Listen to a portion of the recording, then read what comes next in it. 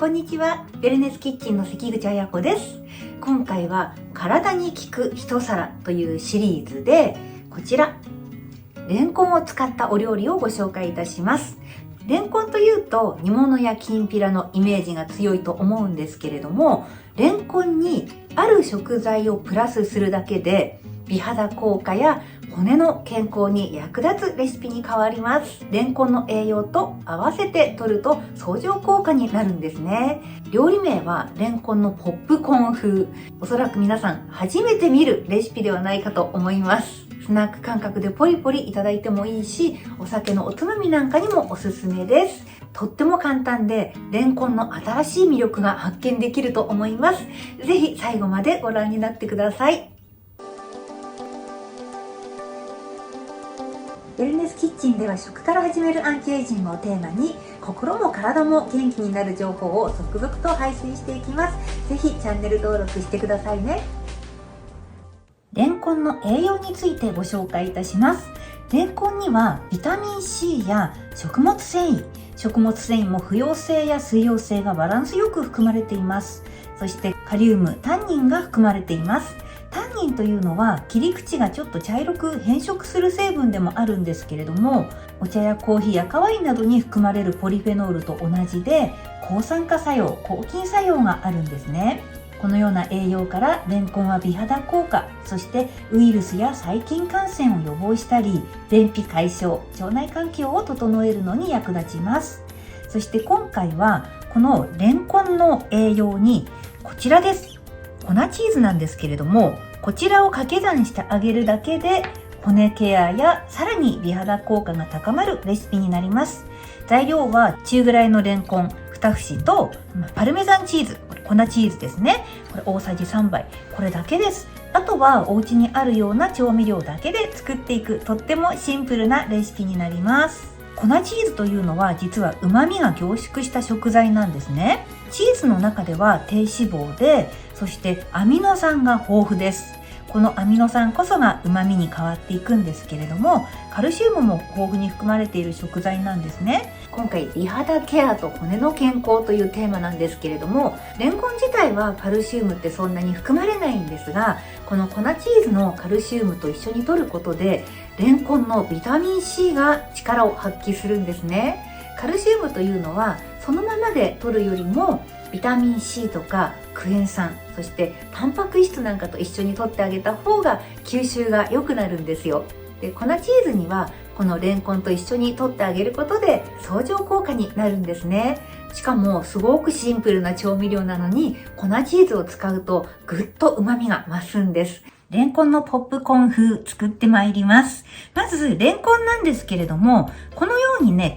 皮綺麗ですよね。こういう綺麗な皮のレンコンの場合は皮ごと使ってしまいます。皮の部分に食物繊維って多く含まれているんですね。なのでね、汚れているところ、気になるような皮のところはこのように削ぎ取って、あとよっぽど黒っぽいような皮だったら剥いていただいてもいいんですけれども、割とね、綺麗なレンコンだったら皮ごと使ってみたいと思います。で、端っこの部分切り落としますね。で、もう一つ、レンコンはこの節に近い部分に食物繊維が多く含まれているそうなので、食物繊維多めなレンコンがいいなと思う方は、こういうちっちゃめのレンコンをね、いくつかご用意いただくといいと思います。今回こちらを叩いて細かく砕いていくんですけれども、このようなね、少し厚手の袋なんかをね、使っていただくととっても便利です。ビニール袋でもいいんですけれども、ちょっと丈夫なものをね、ご用意ください。ちょっとあらかじめレンコンを少し適当な大きさに割っておきます。そして袋に入れて、あとは綿棒で叩くだけです。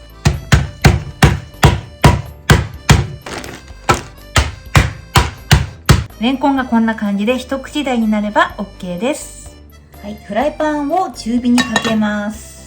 そして今回は米油を使います。オリーブオイルでもいいし、お好みの油を使ってください。はい、適量ですね。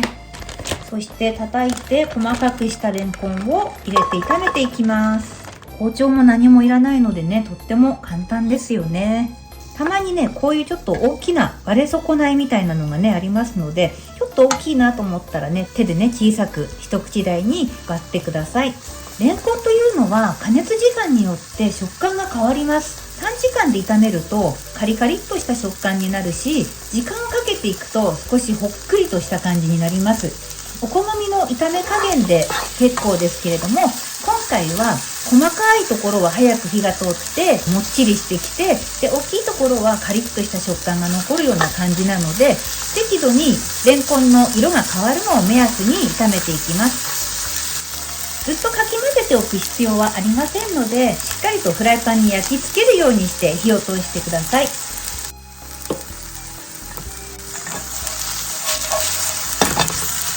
レンコンをたまに返しながら少し焼き色をつけて焼いています。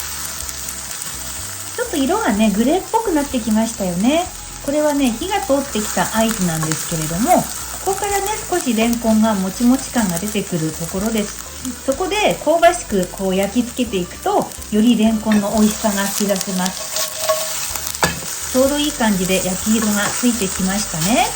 はい。でここから味付けなんですけれども、一番シンプルなのはお塩だけです。で、そこに胡椒とかお好みのスパイスを加えていただいてもいいです。今回は塩胡椒を使いたいと思います。で、仕上げにね、パルメザンチーズ、粉チーズですね、入りますので、そこにも少し塩分がありますので、入れすぎないように気をつけてください。はい、塩胡椒が入りました。はい、でここでね最後にこちらパルメザンチーズが入ります。結構ねたっぷりの量なんですけど、もう目見当でも大丈夫です。作りたい分だけね作ってみてください。でチーズなので少しこのようにね溶け始めるんですよ。ね、適度にこう溶けて、でもう少し炒めていくとチーズがね香ばしくパリッとしてきます。こう少しねバラバラになるようにチーズとレンコン一緒に合わせて炒めていきますね。ちょっとチーズがね焦げてるところとかも香ばしくてとっても美味しいんですよ。はい、全体がパラリとしてきたら火を止めます。でこれだけでもう完成なんですけど、ちょっ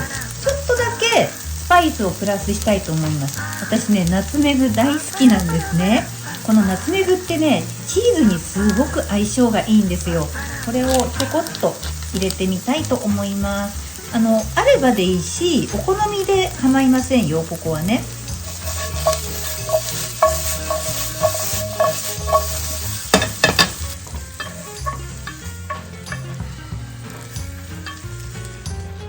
とっても簡単なスナック感覚のレンコンレシピ、ポップコーン風です。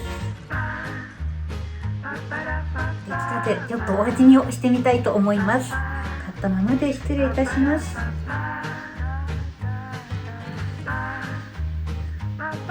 これ本当に美味しいです。